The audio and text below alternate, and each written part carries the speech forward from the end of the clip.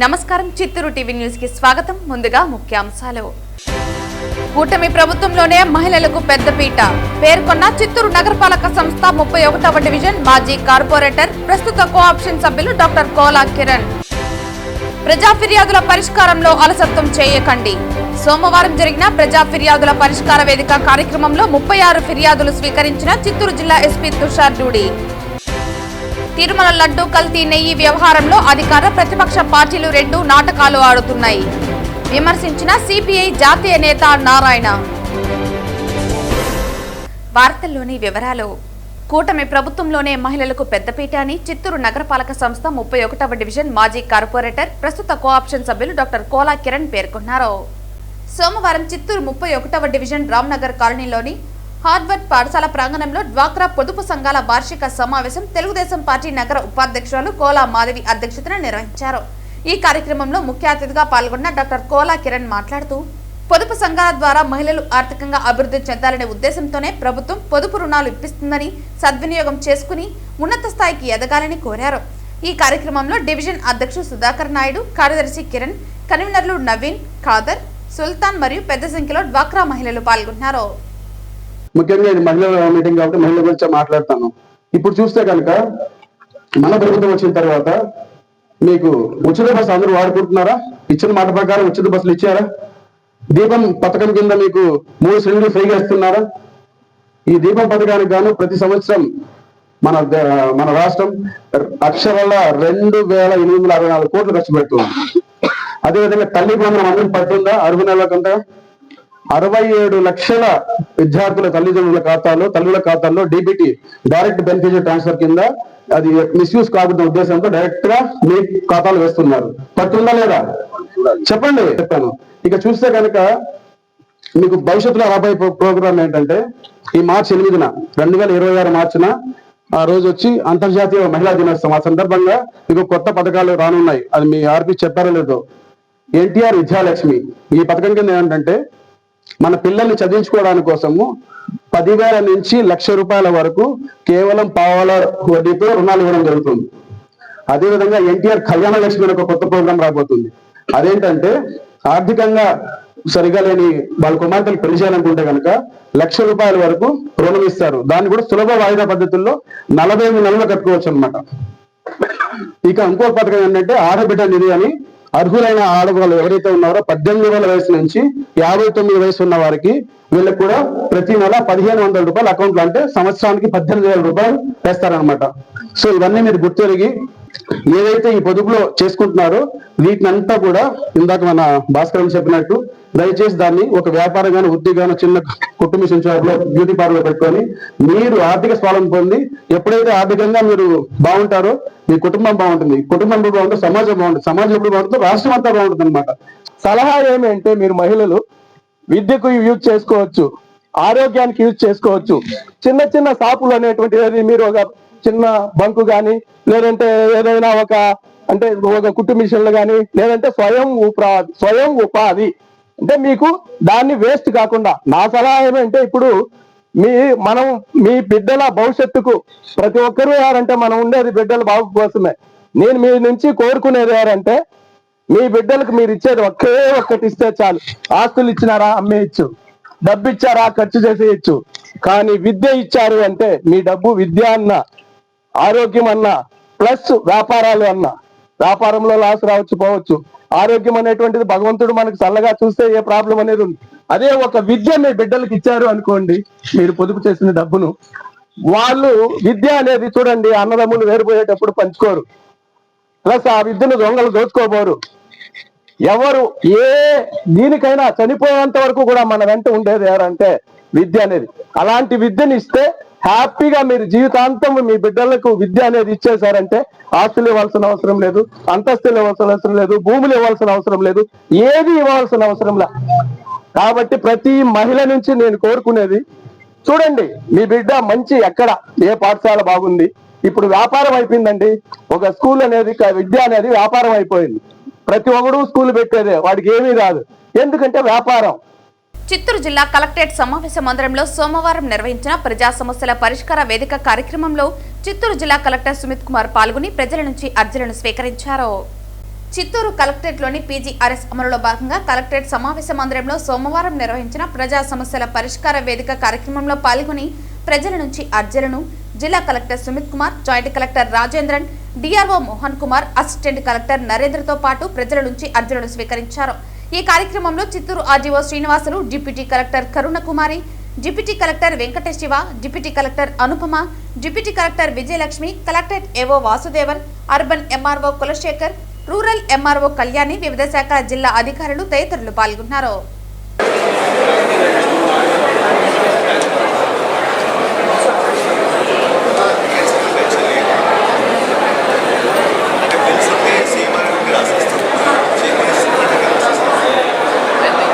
ప్రజా ఫిర్యాదుల పరిష్కార వేదిక కార్యక్రమంలో వచ్చిన ఫిర్యాదులన్నింటిపై చట్ట ప్రకారం విచారణ జరిపి నిర్దేశించిన గడువులోపు ఫిర్యాదుదారుల సమస్యలను త్వరితగతిగా పరిష్కరించాలని సంబంధిత పోలీస్ అధికారులను చిత్తూరు జిల్లా ఎస్పీ తుషార్ డూడి ఆదేశించారు.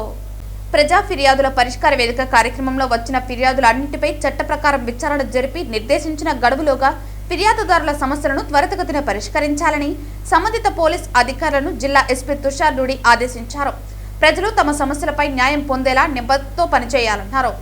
జిల్లా నలుమూలల నుంచి వచ్చిన ప్రజలు నేరుగా ఎస్పీని, అడిషనల్ ఎస్పీ ఆపరేషన్స్ మరియు అడ్మిన్ ఇన్ఛార్జ్ రాజశేఖర్ రాజు మరియు డీటీసీ డీఎస్పీ రాంబాబును కలిసి తమ సమస్యలు విన్నవించుకున్నారు. ప్రతి ఫిర్యాదును సమగ్రంగా పరిశీలించి త్వరితగతిన విచారణ జరిపి బాధితులకు న్యాయం చేయడమే మా లక్ష్యమని ఎస్పీ అన్నారు. ఈ ఫిర్యాదులపై తక్షణ చర్యలు తీసుకుని ప్రజలకు న్యాయం పొందేలా చూడాలని సంబంధిత పోలీసు అధికారులను ఆదేశించారు. చిత్తూరు నగర వైసీపీ అధ్యక్షులు కేపీ శ్రీధర్ జన్మదిన వేడుకలు సోమవారం నగరంలోని గాంధీ కూడలి మరియు ఎంఎస్ఆర్ కూడలిలో కేపీ శ్రీధర్ అభిమానులు పెద్ద ఎత్తున ఘనంగా సంబరాలు చేసుకున్నారు. ఈ సందర్భంగా భారీ కేక్ కట్ చేసి పేదలకు అన్నదాన కార్యక్రమం చేపట్టారు. సోమవారం నగరంలోని గాంధీ కూడలి మరియు ఎంఎస్ఆర్ కూడలిలో కేపీ శ్రీధర్ అభిమానులు పెద్ద ఎత్తున సంబరాలు చేసుకున్నారు. ఈ సందర్భంగా భారీ కేక్ కట్ చేసి పేదలకు అన్నదాన కార్యక్రమం చేపట్టారు.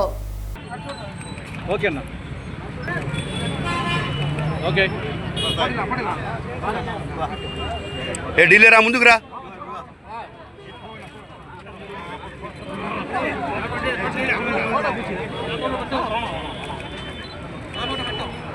డీలే రా డీలే.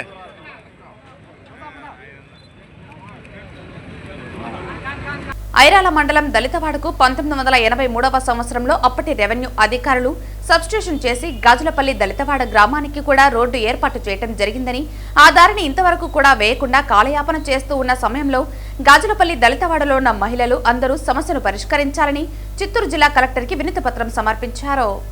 ఐరాల మండలం గాజులపల్లి గ్రామానికి దళితవాడకు 1983 సంవత్సరంలో అప్పుడు రెవెన్యూ అధికారులు సబ్ డివిజన్ చేసి గాజులపల్లి దళితవాడకి గ్రామానికి కూడా రోడ్డు ఏర్పాటు చేయడం జరిగింది. ఆ దారిని ఇంతవరకు కూడా వేయకుండా కాలయాపన చేస్తున్న సమయంలో గాజులపల్లి దళితవాడలో ఉన్నటువంటి మహిళలు అందరూ కూడా ఐక్యంతో జిల్లా కలెక్టర్ గారికి వచ్చి వినతి పత్రం సమర్పించి జిల్లా కలెక్టర్ వేడుకుంటే జిల్లా కలెక్టర్ గారు వెంటనే స్పందించి సంబంధిత అధికారులకు ఆదేశాలు జారీ చేసి వాళ్ళకు రోడ్డు వెంటనే వేయాలని వాళ్ళు చెప్పడంతో ఆ రోడ్డు కూడా వేయడానికి సంబంధిత అధికారులు సిద్ధమైనారు. ఆ తర్వాత గోకులపట్టు నియోజకవర్గం గౌరవ శాసనసభ్యులు కలికిరి మురళీమోహన్ గారు కూడా ఎమ్మెల్యే గారు జోక్యం చేసుకొని కలెక్టరు ఎమ్మెల్యే గారు జోక్యం చేసుకొని వెంటనే ఆ యొక్క రోడ్డుకి 23 లక్షలు సీసీ రోడ్డు వేయడానికి వర్క్ ఆర్డర్ కూడా ఇవ్వడం జరిగింది. వర్క్ ఆర్డర్ ఇచ్చి కూడా ఇప్పటికీ గత 3 నెలలుగా ఇంతవరకు కూడా రోడ్డు వేయకుండా కాలయాపన చేస్తూ ఉన్నారు. ఎందుకంటే ఆడున్నటువంటి కొంతమంది మాత్రమే, ఆ కొంతమంది అగ్రకులకు సంబంధించినటువంటి వాళ్ళు కన్నయ్య నాయుడు, మురళీ నాయుడు, అదేవిధంగా ఆడున్నటువంటి చిట్టి నాయుడు, దామోదర్ నాయుడు అనే వాళ్ళు అక్కడ అసభ్యంగా నిన్న ఎంఆర్ఓ పోలీసులు వస్తే రోడ్డుని క్లియర్ చేస్తా ఉంటే, రోడ్డు వేయడానికి పరిశుభ్రం చేస్తా ఉంటే వాళ్ళు అడ్డుకొని దళితుల్ని ఇష్టం వచ్చినట్టు అసభ్యంగా మాట్లాడటం కాకుండా కులం పేద కూడా దూషించడం చాలా దురదృష్టకరం, బాధాకరం అని కూడా నేను దళిత కుల పోరాట సమితి తరఫున మాట్లాడుతున్నా. అందుకే ఇప్పటికైనా జిల్లా కలెక్టర్ గారు, అదేవిధంగా గౌరవ శాసనసభ్యులు కలికిరి మురళీమోహన్ గారు ఎమ్మెల్యే గారు కూడా జోక్యం చేసుకుని వెంటనే ఏదైతే 1983 సబ్ డివిజన్ అయిందో ఆ రోడ్డుని వెంటనే ఇప్పుడు 23 లక్షలు కేటాయించారు. దానిపై వెంటనే రోడ్డు వేయాలని కూడా సీసీ రోడ్డు వేయాలని మేము డిమాండ్ చేస్తున్నాం. లేని పక్షంలో మేము దళితులందరూ కలిసి పెద్ద ఎత్తున ఉద్యమం చేపడతామని కూడా ఈ సందర్భంగా హెచ్చరిస్తున్నాం. కల్తీ నెయ్యి వ్యవహారంలో అధికార ప్రతిపక్ష పార్టీలు రెండు నాటకాలు ఆడుతున్నాయని సిపిఐ జాతీయ నేత నారాయణ విమర్శించారు. దీనిపై సిబిఐ సిట్ విచారణ జరిపి నివేదికలు సమర్పించినప్పటికీ రాష్ట్ర ప్రభుత్వం నిందులపై చర్యలు తీసుకోకుండా ఏకసభ్య కమిషన్ను నియమించడం ఏంటని ఆయన ప్రశ్నించారు. ఒకరిపై ఒకరు నిందారోపణలు చేసుకోకుండా భక్తుల మనోభావాలను గౌరవించాలని సూచించారు. నిష్పక్షపాతంగా దర్యాప్తు పూర్తి చేసి నిందితులకు శిక్ష పడేటట్టు చేయాలని డిమాండ్ చేశారు. టీటీడీ లడ్డు విషయాన్ని రాజకీయంగా మార్చేసి దేవుడికి అన్యాయం చేయడం కాకుండా కోట్లాది మంది భక్తులని మనోగతాన్ని చెలగాట మారుతూ ఉన్నారు. తప్పు జరిగిన మాట వాస్తవమే, తప్పు తెలిసిన మాట వాస్తవమే. దాన్ని పదే చెప్పాల్సిన పని లేదు. మీ అరిచేతికి స్వర్గ అర్థం అక్కర్లా, మీ చేతుల్లో ఉండే యాక్షన్ తీసుకోవచ్చు. మళ్ళా దాన్ని వన్ మ్యాన్ కమిషన్ పెట్టి అసెంబ్లీలో చర్చ పెట్టి ఆ లడ్లు ఎన్ని పురుగులు ఉన్నాయో, ఎంత మగ్గిపోయిందో, ఎంత పొందుకోముందో చెప్పడం ద్వారా మీరు ఏం సాధించబోతారు? పవిత్రమైనటువంటి వెంకటేశ్వర స్వామి పవిత్రం చెడగొడతారు, భక్తుల మనోభావాన్ని దెబ్బకొట్టిస్తారు. మీరు రాజకీయంగా ఒకరినొకరు మీ పొప్పం కల్పించుకోవడానికి, మీ రాజకీయ ఉద్దేశాన్ని నెరవేర్చుకోవడానికి అటు వైఎస్ఆర్ పార్టీ టీడీపీ రెండు కూడా పోటీ పడుతూ ఉన్నాయి. మీ పోటీ దేవుని పని పెడతట, దేవుని అడ్డం పెట్టుకోండి. మీరు పోటీ చేసేది బయట పోటీ చేసుకోండి, కుస్తీ పట్టుకోండి, మలతం చేయండి. నేను కానీ రెఫరీగా ఉంటాను మీ ఇద్దరి మధ్య. కొట్టుకుంటూ కూడా ఒక శాస్త్ర గొడవ లేకుండా పోతుంది. మీరు ఎందుకు మీరు చేసిన పాపాలని దేవుడి పైన నెట్టేసి దేవుడిని అల్లకల్లోలం చేసి 10 కోట్లాది మంది భక్తుల మీద దెబ్బతీసిన అవసరం లేదు. ఇప్పుడు సుబ్రహ్మణ్య స్వామికి ఏకంగా సుప్రీంకోర్టుకి పోయినాడు. మరి సుప్రీంకోర్టు ఏం చెప్తే తెలియదు. మరి సుప్రీంకోర్టు రేపు ఇంకా డెసిషన్ తీసుకుంటుంది. ఇవన్నీ కూడా కాలయాపన చేయడం, తప్పు చేసిన వాళ్ళని యాక్షన్ తీసుకోకుండా తప్పించుకోవడం, బీటర్ బుష్ అని చెప్పని చుట్టూ కొట్టడం తప్ప ఇంకోటి కాదు. లేకపోతే ఈ పార్టీకి ఎప్పుడూ యాక్షన్ తీసుకోవచ్చు. మీ చేత హక్కులు ఉన్నాయి. మళ్ళీ దానికి అసెంబ్లీ చర్చ ఎందుకు ఉండాలా? ఆ తర్వాత వన్ మ్యాన్ కమిషన్ ఎందుకు? సిట్ వేసింది, సుప్రీంకోర్టు ఇన్వాల్వ్. మరి వన్ మ్యాన్ కమిషన్ ఎందుకు? ఇవన్నీ కూడా పోటకం, నాటకం, కాలయాపన చేయడం, దేవుణ్ణి ఉపయోగించుకొని ఒకరి మీద రాజకీయ ఎత్తుగడలు చేసుకోవడం, మీ రాజకీయ ఎత్తుగడలని కోసం ఈ పవిత్రమైనటువంటి వ్యవస్థని ధ్వంసం చేయడం, ఇది మంచిది కాదు. ఇప్పటికైనా చిత్తశుద్ధి ఉంటే అనవసరమైన పాప లేకుండా మీరు యాక్షన్ తీసుకోండి. ఈవో ఉన్నాడు, ఈవోతో ఇంకొకటి ముగ్గురు వచ్చారు, వాళ్ళ మీద యాక్షన్ తీసుకోండి. అప్పుడు చూసుకోవచ్చు. లేకపోతే ఇప్పుడు సుప్రీంకోర్టుకి ఆయన పోయినారు, మళ్ళీ ఏమవుతుంది? మీరు యాక్షన్ తీసుకోకపోతే సుప్రీంకోర్టు చర్చ చేయడానికి మళ్ళీ ఆపిస్తారు. అది సాధ్యం కాదు. ఇవన్నీ కూడా దేవుణ్ణి అడ్డం పెట్టుకొని నాటకాలు ఆపండి అని చెప్పేసి నేను కోరుతా ఉన్నా. అంగన్వాడీలకు కనీస వేతనం పెంచాలని పెండింగ్ లో ఉన్న 1810 మినీ వర్కర్లకు క్వాలిఫికేషన్ రికార్డ్స్ చేసి మెయిన్ సెంటర్ గా మార్చాలని, గ్రాట్యుటీ ఏర్పాటు చేయాలని, వేతనంతో కూడిన మెడికల్ సెలవులు ఇవ్వాలని, పెండింగ్ లో ఉన్న 164 సూపర్వైజర్ పోస్టులు భర్తీ చేయాలని, హెల్పర్లకు ప్రమోషన్ ఇవ్వాలని, పెన్షన్ సౌకర్యం కల్పించాలని కోరుతూ anganwadi workers and helpers union CITU పిలుపు మేరకు రాష్ట్ర వ్యాప్తంగా ఐసిడిఎస్ సిడిపిఓ కార్యాలయం ముందర ధర్నా నిర్వహించడం జరిగింది. తిరుపతిలో రాష్ట్ర స్వచ్ఛంద సంస్థ కార్యాలయం ఎదురుగా ధర్నా నిర్వహించడం జరిగింది. ఈ ధర్నా అంగన్వాడీ యూనియన్ ప్రాజెక్టు ప్రధాన కార్యదర్శి నాగరాజమ్మ అధ్యక్షతన జరిగింది. ఈ సందర్భంగా సిఐటియు రాష్ట్ర ఉపాధ్యక్షులు కందరపు మురళి మాట్లాడుతూ 2019 నుండి పెరుగుతున్న ధరలకు అనుగుణంగా వేతనాలు పెంచలేదన్నారు. ఐసిడిఎస్ కి బడ్జెట్ అంగన్వాడీలకు వేతనం పెంచకపోవడం దారుణమన్నారు. రాష్ట్ర ప్రభుత్వం ఈ సంవత్సరం ప్రవేశపెట్టిన బడ్జెట్లో అంగన్వాడీలకు తీవ్రమైన అన్యాయం చేసిందని, స్త్రీ శిశు సంక్షేమ శాఖ కేవలం 4259 కోట్లు కేటాయించారని, ప్రస్తుతం అవసరాలకు ఈ బడ్జెట్ కేటాయింపు సక్రమంగా లేదన్నారు. పౌష్టికమైనటువంటి ఆహారానికి కూడా ఈ బడ్జెట్ సరిపోతుందని, అంగన్వాడీలకు పెరుగుతున్న ధరలకు అనుగుణంగా వేతనాలు పెంచాలని 42 రోజులు చారిత్రాత్మకమైనటువంటి సమ్మెను నిర్వహించారు.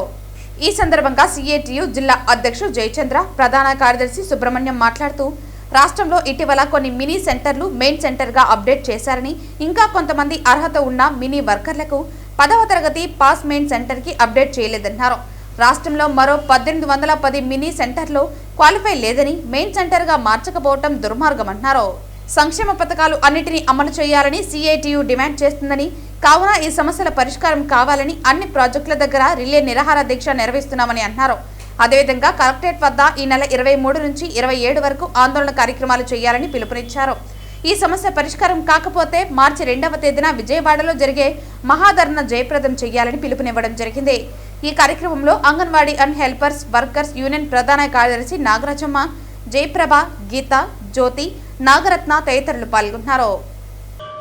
ఈ ICDS ప్రాజెక్టుకి కేటాయింపులు చేయాల్సినంత కేటాయింపులు చేయకుండా సంవత్సరం తగ్గించేస్తూ వస్తూ ఉంది. పసిబిడ్డల పోషకాహారాలు ఎట్లా పెంచాలనేది ఈరోజు ప్రధానమైన అజెండా అయితే దాంట్లో కూడా తగ్గించేశారు. అంటే కేంద్ర ప్రభుత్వం తగ్గించేస్తుంది, రాష్ట్ర ప్రభుత్వం తగ్గించేస్తుంది, ఇంకెవడయ్యా పట్టించుకునేది ఈరోజు ప్రశ్న. అందుకనే మన anganwadi workers and helpers union ఇచ్చినటువంటి పిలుపు ఏంటంటే మనమందరూ కలిసికట్టుగా చాలా పెద్ద ఎత్తున ఈ ప్రభుత్వం మీద ఒత్తిడి తెస్తే తప్ప వీళ్ళు లొంగి రారు అన్నటువంటి ఉద్దేశంతో ఈ కార్యక్రమానికి మనం పిలుపునిచ్చాం. అసెంబ్లీ బడ్జెట్ సమావేశాలు జరుగుతూ ఉన్నాయి. ఇప్పుడు ఈ బడ్జెట్ సమావేశాల్లోనే మన జీతం పెంచినామని చెప్పి ప్రకటన చెయ్యాలి.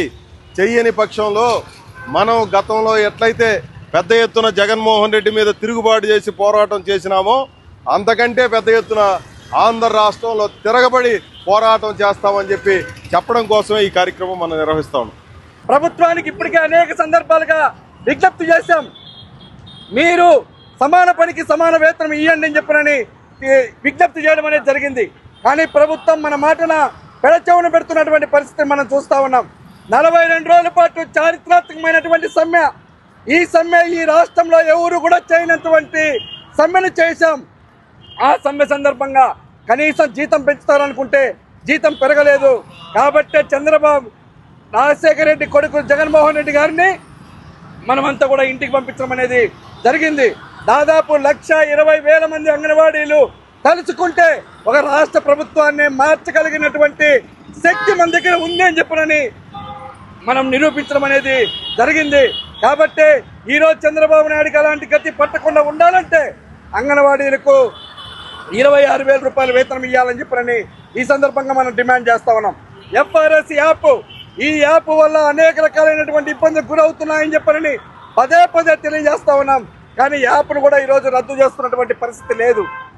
తిరుపతిలో పెట్రోల్ పంపు కార్మికులు ఎదుర్కొంటున్న సవాళ్లను ఎత్తిచూపుతూ నిరసన ప్రదర్శన జరిగింది.